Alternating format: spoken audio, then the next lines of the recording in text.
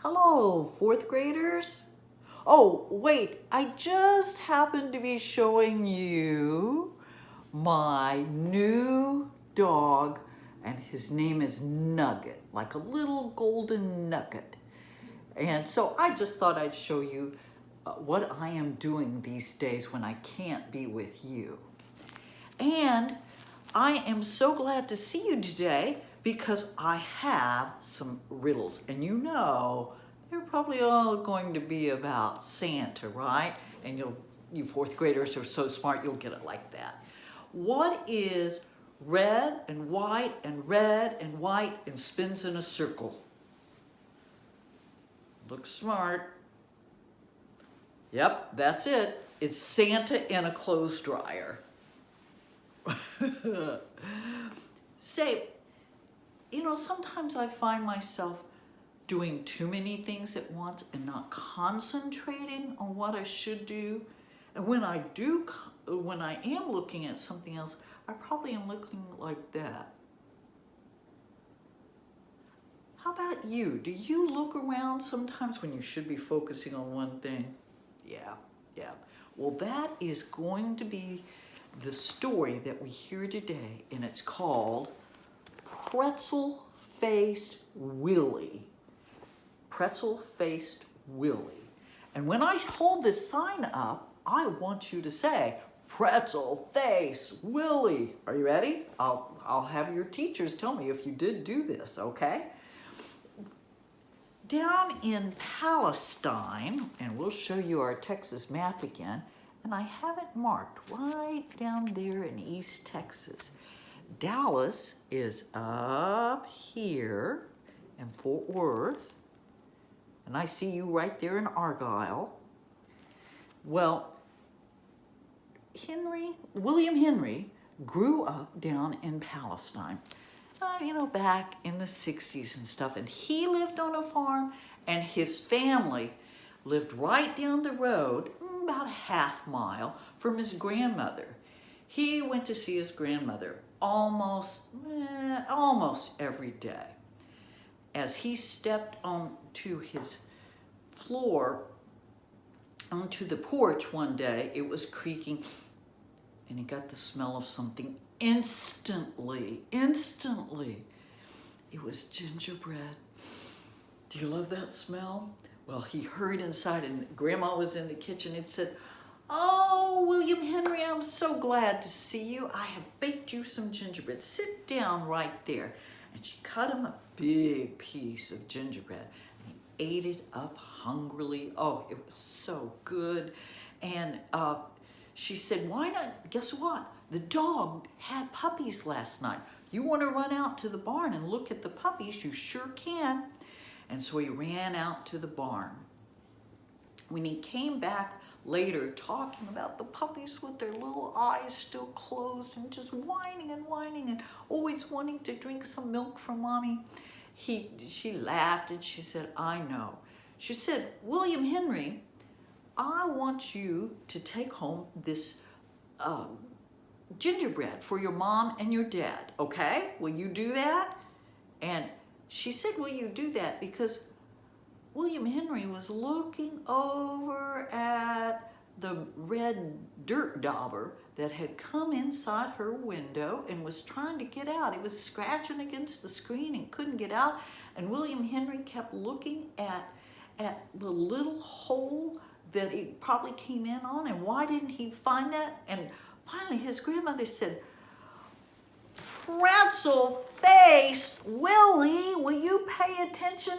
Because every time Pretzel-Faced Willie wasn't paying attention, he kind of made his nose all wrinkle up and like it was all squished, concentrating.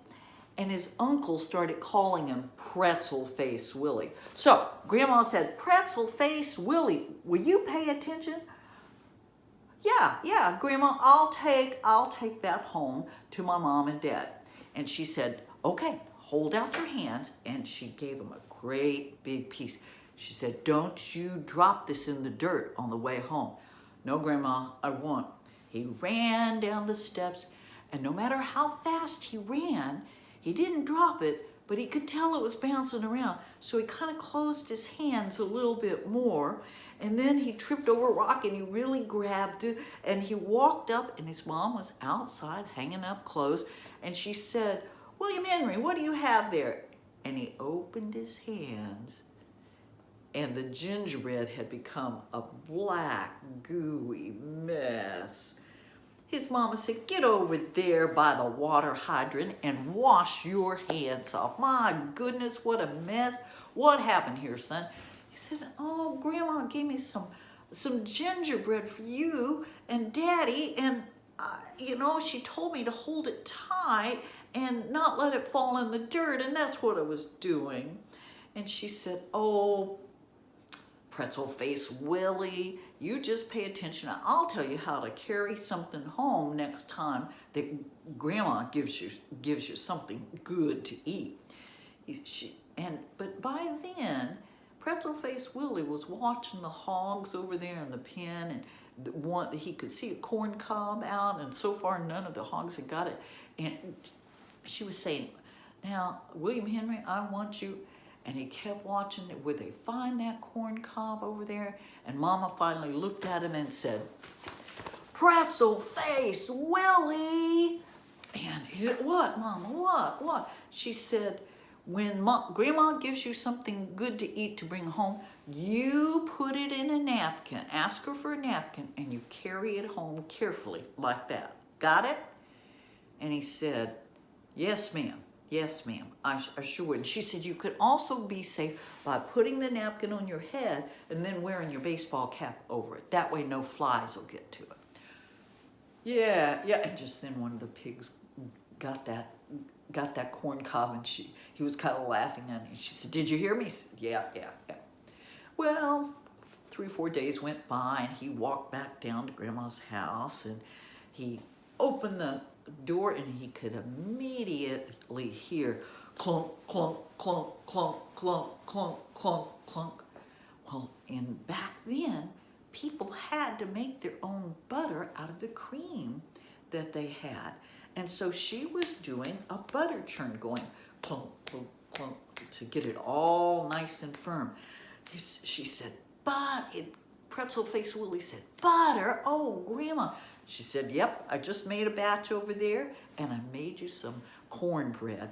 And she stopped her churning for a second and spread that cornbread with nice cold butter, and it melted all the way over. It was wonderful. He ate it up, and he said, "Grandma, while you finish the butter, can I go see the puppies?" She said, "You sure can. They're so cute." And she went back to churning. Clunk, clunk, clunk, clunk, clunk, clunk, clunk, clunk, clunk, clunk. He was out there about 30 minutes, and he came running, and he said, "Grandma, those are the cutest puppies. I just love those puppies." And she said, "Yeah." She said, "Look, I have a brick of butter for you to take home to Mama and Daddy." Just then, Pretzel face Willie remembered what Mama told him about the napkin. And he said, "Grandma, can I have a napkin?" And she said, Sure. So she wrapped up in wax paper the butter, the big stick of butter, and then put it in Willie's hands with a napkin underneath it. And she said, "You hurry home because it could melt." He said, "Yes, ma'am, yes, ma'am." And he walked out the door with that napkin laying on his hands, and he got outside, and he remembered what Mama said. She said, "Put it under your hat." So he put the pat of butter under his hat, ran down the steps, and was getting home. Well, that day was an unusually hot day in the spring, and suddenly he could feel something gooey coming down his head. Yeah, you guessed it, it's butter. It was butter. And before he walked home, he was completely covered by melted butter. His mama was outside digging in the flower bed, and when he walked up with all that gooey mess all over, she said, "Pretzel face Willie, what is that?" And he explained, and she said, "Go over to the hydrant and wash your head, and be sure you get all your hair cleaned out too." Oh, lordy. So he did that, and she said, "Come back here. I'm going to tell you how you bring something precious home from Grandma's." Well, just then, the horse over in the corral, the new pony, was trying to roll over. You know how they get on their backs and scratch themselves? Have you ever seen that along Copper Canyon Road?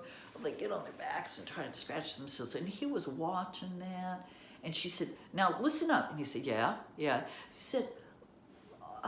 He said, when she gives you something nice that, you know, could get too hot, you go outside and you pick some magnolia leaves, and then you wrap them up in that, and then you go down to Grandma's pond and dip it in that cold water real fast. Just a quick dip.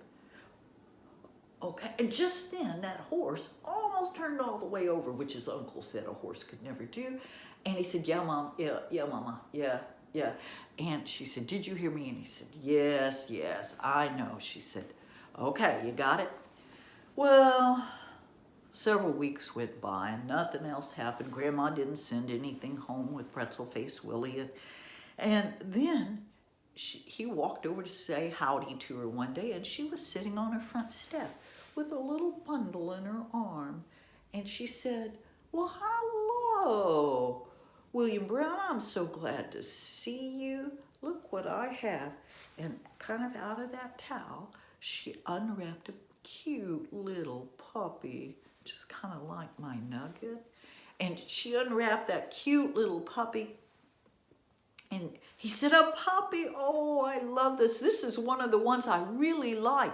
Well, she said, we think you're old enough now to take care of a puppy, so you can take it home with you. He said, really, Grandma? Really? Oh, that's great. And he grabbed the puppy and played with it a little bit, and then he wanted to take it home so his mama could meet the new puppy. But as he bound it down the steps, he thought, oh yeah, Mama told me next time I come home from Grandma's that I should get some magnolia leaves. Yeah, here's a tree, and he plucked 3 or 4 big magnolia leaves, and he wrapped them around the puppy to keep it nice and fresh. And then he ran down to Grandma's pond and dipped it in that ice cold deep water. Woo! Well, the puppy kind of had stopped wiggling so much by then, and he can't carry this little puppy home, and it never was wiggling. And as he walked out, Mama was out front changing the oil in the car, and she said, Pretzel Face Willie, what do you have wrapped up in those magnolia leaves? He said, well, Mama, you told me, and I remember to wrap up something Grandma gave me in magnolia leaves and then dip it in the water. And she peeled back the magnolia leaves and she said, Pretzel Face Willie, that's a puppy. And so she quickly ran and grabbed a towel out of the kitchen and rubbed that puppy all around. And finally the puppy started moving again. She said, oh, Pretzel Face Willie, now listen carefully. When you bring an animal home or any other thing that Grandma gives you that's very important to keep, I want you to, well then, just then, a little gosling was walking by behind his mama, you know, walking all in a train, and he got to wondering, well, how do they do that?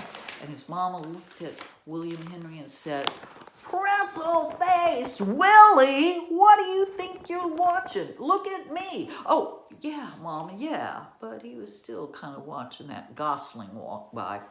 And she said, okay, next time you get something from Grandma, tie a string around its neck and then just let it walk behind you, okay? Pretzel Face Willie, yes, I hear you, Mama, I hear you. So several days later, after he got tired of playing with that new puppy, he decided to go see Grandma. And he walked all that way down to Grandma's, and when he walked in, and once again, the smell was wonderful in her kitchen. But it wasn't the gingerbread this time. No, it was a fresh loaf of baked bread. And isn't it wonderful when you cut a piece of baked bread and it has that that warm, warm taste. And if you put some jelly on top of it, oh, that is so good. And she said, now here, and just then, he was looking at his uncle who was driving by on a tractor and wondered what he was doing. She said, pretzel face, Willie, pay attention. He said, oh, yes, Grandma, yes, what? Okay, what? Oh, yes, okay. I know I'm supposed to take this home to Mama and Daddy and not drop it. She said, yes, that's right. And he said, well, thank you, Grandma. And he ran outside down the steps. And just as he took the first step toward home, he stopped and he remembered what Mama said. She said to tie a string around whatever Grandma had given him and then kind of walk with it behind you so you can get it home. So he tied a string. He got one out of his pocket. He tied a string around that loaf of bread and he put it down on the ground and skipped and hopped and ran and walked all the way home. When he got home, Mama was just about to get in the car. And she said, pretzel face Willie, what are you dragging behind you? And he said, oh, look, I did just what you told me. And he lifted the string up, and there was the dirtiest piece of bread you ever did see. The loaf had broken up. Oh, it was filthy. She said, what is this, pretzel face Willie?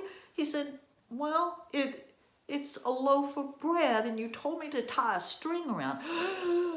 She said, oh my gosh. Oh, now go feed that to the calf in the barn, and then you come back and sit on the top step till I get home from the grocery store. And mind you, pretzel face Willie, I just made 6 fresh apple pies for the bake sale tonight, and I've left them sitting on the steps. Now, you be careful how you step around those, okay? Yes, ma'am. And he walked off, and she drove off, and he fed what was left of the loaf of bread to the cow, and then he came back, and sure enough, there were 6 beautiful fresh apple pies with that crust, and oh, it tasted so good. You could even see a little of the sugar bubbling still out because it was so hot. And he thought, because he had listened this time, he thought, why would Mama want me to be careful how I stepped in those pies? Okay, I guess I will. And he stepped in every one of those pies, being very careful. And he waited on the front porch for Mama to get home. And that is the story of Pretzel-Faced Willie. Hey, here's another joke for you. Are you ready? What do you get when Santa becomes a detective? I bet several of you know this. What do you get when Santa becomes a detective? You get a Santa Claus. Now I have a story called The Christmas Story, and it's by a man that has since passed away, but he lived in Austin, Texas, and he owned a little farm outside of Austin. And one day after Christmas, he was driving early in the morning down a lane. Now this is way back in the 1960s. You know, what was that? 60 years ago? And things were very different then. People were generally very poor. And the race relations were really bad. There was a lot of prejudice. But he was driving along, just enjoying the beautiful cold morning because a cold front had moved in. And he came upon a little boy wearing overalls and just a short sleeve little torn t-shirt, no shoes, and he had a sweater wrapped around his head and tied under his chin, I guess because his ears were cold. And John Henry stopped and slowed down and said, "Son, you look mighty cold. Would you like a ride somewhere? I live just up there on that farm." Well, again, back then, it was safe to get a ride from strangers in the country. So the boy hopped in and looked around and grinned a freckle-faced grin at John Henry. And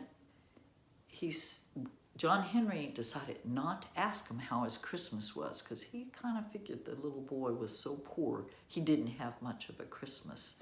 So he said, but John Henry, the little boy, just spoke right up and said, "Hey, mister, how was your Christmas yesterday?"